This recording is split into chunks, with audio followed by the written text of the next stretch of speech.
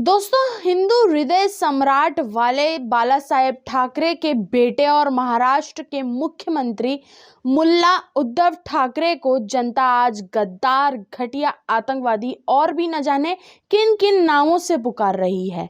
और इसकी वजह है मुल्ला उद्धव द्वारा की गई सारी घटिया हरकतें। नमस्कार दोस्तों, मैं समीक्षा कपूर और आप देख रहे हैं प्रलय टीवी। सब्सक्राइब कीजिए प्रलय टीवी चैनल को और बेल आइकन दबाएं लेटेस्ट न्यूज अपडेट के लिए। दोस्तों, आज बात करेंगे गद्दार मुल्ला उद्धव की सारी घटिया हरकतों के बारे में। दोस्तों, टीवी के पिछले कई सारे एपिसोड्स में हम इस मुल्ला उद्धव का कच्चा चिट्ठा आप सबको दिखा चुके हैं। महाराष्ट्र के ये मुल्ला उद्धव जब से मुख्यमंत्री बना है तब से इस पूरे देश को परेशान कर रखा है। ये मुल्ला उद्धव कभी पालघर में साधुओं की हत्या करवा देते हैं तो कभी सुशांत सिंह राजपूत को मरवा देते हैं। महाराष्ट्र का यही मुल्ला उद्धव कंगना और एक सेना के पूर्व अफसर पर हमला भी करवा चुका है। दोस्तों, ये मुल्ला हर बार हरकतें करता है, लेकिन इस बार मुल्ला उद्धव एक ऐसी हरकत कर बैठे हैं जिसके लिए अब इसे न देश माफ करेगा और ना ही देश का इतिहास। दोस्तों, अब जरा अर्नब गोस्वामी की वो तस्वीर याद करते हैं जब इस मुल्ला उद्धव की पालतू पुलिस ने उन्हें गिरफ्तार किया था। वो मंजर याद कीजिए जब रिपब्लिक टीवी के पत्रकार अर्नब गोस्वामी को इस मुल्ले की पुलिस कॉलर पकड़कर घसीटते हुए गिरफ्तार कर रही थी। पत्रकारिता पर ऐसा कायराना हमला करके मुल्ला उद्धव ने अब तक की सारी सीमाएं पार कर दी हैं और इसके साथ ही अर्नब गोस्वामी के साथ ऐसी हरकत करके मुल्ला उद्धव की पुलिस ने पालतू कुत्ते का रिकॉर्ड भी तोड़ दिया है। एक निष्पक्ष पत्रकार पर इस तरह की कार्रवाई करके मुल्ला उद्धव ने अपनी घटिया मानसिकता का तो परिचय दे ही दिया है। साथ ही अपनी नफरत में अंधा हो चुके मुल्ला उद्धव ये भूल गए हैं कि उसकी इस हरकत को पूरे देश ने देखा है। दोस्तों, बुधवार को सुबह जब अर्नब के घर पर बैठे हुए थे तो इसी मुल्ला उद्धव की पुलिस ने बिना कोई नोटिस दिए, बिना किसी सूचना के उन्हें गिरफ्तार कर लिया और न सिर्फ गिरफ्तार किया बल्कि अर्नब और उनकी पत्नी और बेटे के साथ मारपीट भी की।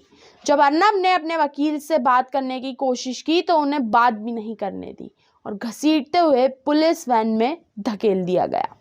अर्नब गोस्वामी को बुधवार को मुल्ला उद्धव की पुलिस ने इंटीरियर डिजाइनर अन्वय नाइक को आत्महत्या के लिए उकसाने के 2 साल पुराने केस में गिरफ्तार किया। देर शाम अर्नब को रायगढ़ जिले के अलीबाग की एक अदालत में पेश किया गया, जिसके बाद कोर्ट ने उन्हें 14 दिन की न्यायिक हिरासत में भेज दिया।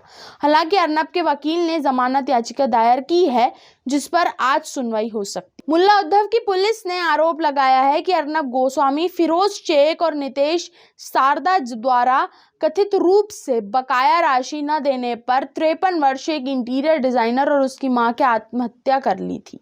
कथित तौर पर अन्वय नाइक द्वारा लिखे गए सुसाइड नोट में कहा गया था कि उन आरोपियों ने अर्नब ने 5 करोड़ रुपए का भुगतान नहीं किया था, इसलिए उन्हें आत्महत्या का कदम उठाना पड़ा। ये केस 2018 का है जो 2 महीने बाद सबूतों के अभाव में बंद हो गया था। लेकिन मुल्ला उद्धव ने अर्नब के बदला लेने के लिए इस मामले को फिर से खोलकर अर्नब को गिरफ्तार कर लिया है। दोस्तों, इस पूरे मामले से एक बात तो बिल्कुल साफ हो चुकी है कि मुल्ला उद्धव और उसकी पार्टी में इंसानियत नाम की चीज अब बिल्कुल बाकी नहीं है। सोनिया गांधी के तलवे चाटने में मुल्ला उद्धव इतने ज्यादा डूब चुके हैं कि अब इसे और कुछ नहीं दिखाई देता है। हिंदू सम्राट बाला साहेब ठाकरे ने कभी सपने में भी नहीं सोचा होगा कि जिन मुसलमानों के खिलाफ उन्होंने जीवन भर लड़ाई लड़ी, उन्हीं मुसलमानों की तरह उनका बेटा भी एक दिन मुसलमान बन जाएगा। हम जानते हैं कि बाला साहेब ठाकरे जीवन भर हिंदुओं के लिए काम करते रहे, हिंदू राष्ट्र के लिए काम करते रहे। उन्होंने अपना पूरा जीवन हिंदुओं के लिए कुर्बान कर दिया।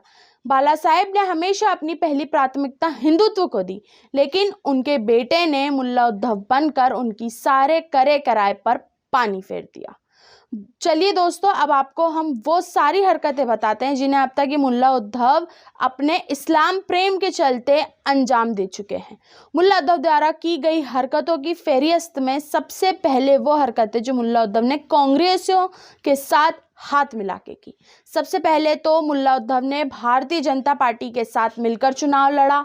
चुनाव जीतते ही इसने भारतीय जनता पार्टी के सामने मुख्यमंत्री बनने की शर्त रखी, लेकिन भारतीय जनता पार्टी ने अच्छी तरह समझ चुकी थी कि ये मुल्ला उद्धव इंसान की खाल में छुपा हुआ है, ऐसा भेड़िया है जिसे ना तो हिंदुओं से मतलब है और ना ही महाराष्ट्र से। मुल्ला उद्धव को मुख्यमंत्री बनाने से साफ मना कर दिया, जिसके बाद मुल्ला उद्धव ने कांग्रेस से हाथ मिला लिया।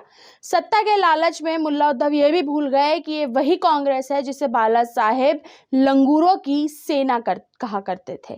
लेकिन तब तक ये मुल्ला उद्धव सत्ता के लालच में इतना अंधे हो चुके थे कि न सिर्फ सोनिया के सामने झुके बल्कि उनके हाथों महाराष्ट्र का सौदा भी कर लिया। और महाराष्ट्र के इस सौदे के साथ ही मुल्ला उद्धव ने शिवसेना की इज्जत और बाला साहेब ठाकरे की आत्मा को भी बेच दिया। कांग्रेस और एनसीपी ने सांठगांठ करके मुल्ला उद्धव को महाराष्ट्र का मुख्यमंत्री तो बना दिया, लेकिन ये दोनों पार्टियां महाराष्ट्र में वही खेल खेल रही हैं जो इस समय केरल और बंगाल में चल रहा है। हम जानते हैं कि महाराष्ट्र का मुख्यमंत्री बनने से पहले मुल्ला उद्धव हर मामले में भाजपा का साथ देते थे, लेकिन जब से इसने गठबंधन करके सत्ता संभाली तब से ये मुल्ला उद्धव भाजपा और हिंदुओं के सबसे बड़े दुश्मन बन चुके हैं। पहले 3 तलाक, 370 और फिर सीएए के खिलाफ इसके विरोध से भी ये साफ जाहिर हो गया है कि हिंदुत्व और राष्ट्रवाद का चोला इस मुल्ला उद्धव ने सिर्फ जनता को बेवकूफ बनाने के लिए ओढ़ रखा था। कांग्रेस से हाथ मिलाते ही उद्धव ने हिंदू धर्म से पूरी तरह नाता तोड़ लिया और हमेशा हमेशा के लिए मुल्ला उद्धव बन गए। मुल्ला उद्धव बनने के बाद इसने महाराष्ट्र में इस्लाम और जिहाद का ऐसा तांडव मचाया जिससे पूरा महाराष्ट्र त्राही त्राही हो उठा है। मुख्यमंत्री बनने के बाद इस मुल्ला उद्धव ने सबसे पहले पालघर में निर्दोष साधुओं संतों की हत्या करवाई और फिर उसके बाद बेशर्मी दिखाते हुए कोई भी कार्रवाई करने से मना कर दिया। जब महाराष्ट्र के पालघर में नक्सलियों ने साधुओं को मारा तो पूरे देश में गुस्से की लहर दौड़ पड़ी थी। जिन निर्दोष साधुओं को इस मुल्ला उद्धव ने मरवाया था उनकी लाश का अंतिम संस्कार भी 2 दिन तक नहीं हो पाया। उसके बाद मुंबई में बॉलीवुड अभिनेता सुशांत सिंह राजपूत की संदिग्ध परिस्थितियों में मौत हो गई। सुशांत की मौत से जनता फिर न्याय की आवाज उठाने लगी, लेकिन तब तक इस बेशर्म मुल्ला उद्धव ने जांच करवाने की बजाय न्याय मांगने वालों पर ही हमले करवाना शुरू कर दिए। जब इस मुल्ला उद्धव ने कांग्रेस से हाथ मिलाया था तब से ही देश भर की जनता इस मुल्ला उद्धव को बहुत ज्यादा गुस्सा थी। और उसके बाद जब पालघर और सुशांत वाला पूरा प्रकरण हुआ तब भी इस मुल्ला उद्धव की बेशर्मी को पूरे देश ने देखा। इसके बाद जब लोगों ने आवाज उठाई तो मुल्ला उद्धव ने उन पर हमले करवाने चालू कर दिए। जब कंगना ने आवाज उठाई तो इस मुल्ला उद्धव ने उनका घर तोड़ दिया। फिर जब अर्नब ने आवाज उठाई तब इस मुल्ला उद्धव ने उन पर भी हमले करवाए और कई सारे केस उन्हें फंसाने की कोशिश कर डाली। हम पूछते हैं आखिर चल क्या रहा है महाराष्ट्र में। रिपब्लिक टीवी के पत्रकार अर्नब गोस्वामी से मुल्ला उद्धव इतना ज़्यादा डर चुके हैं कि अब वो अलग अलग तरीकों से अर्नब की आवाज़ बंद करने की कोशिश कर रहे हैं और अब इसी के तहत मुल्ला उद्धव ने अपनी पुलिस भेजकर अर्नब को गिरफ्तार करवा लिया।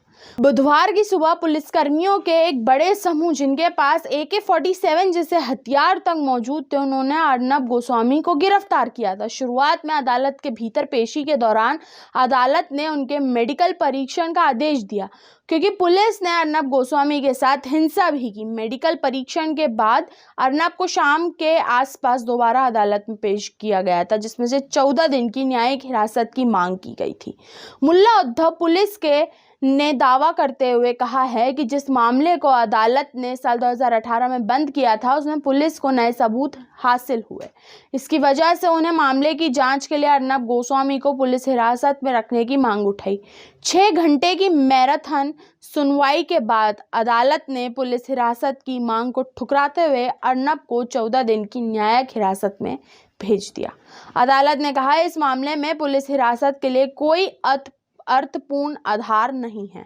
इसके अलावा अदालत ने यह भी कहा कि यह मामला आत्महत्या और अर्नब गोस्वामी की भूमिका के बीच संबंधों की कोई कड़ी नजर नहीं आती है। न्यायाधीश ने इस बात का भी उल्लेख किया है कि एक पुराना मामला है जिसकी फाइल अब बंद हो चुकी थी और इसे बिना अदालत की अनुमति से शुरू किया गया है। आधी रात में सुनवाई पूरी होने के और फैसले आने के बाद अर्नब गोस्वामी ने कहा पुलिस हार चुकी है। रिपब्लिक टीवी की रिपोर्ट्स के अनुसार अदालत ने अर्नब गोस्वामी के वकील को जमानत संबंधी दस्तावेज तैयार रखने के लिए कहा है। अब अलीबाग अदालत में इस मामले की सुनवाई होगी। ऐसे में अब देश की जनता मुल्ला उद्धव को लगातार घेर रही है और घेरना भी चाहिए।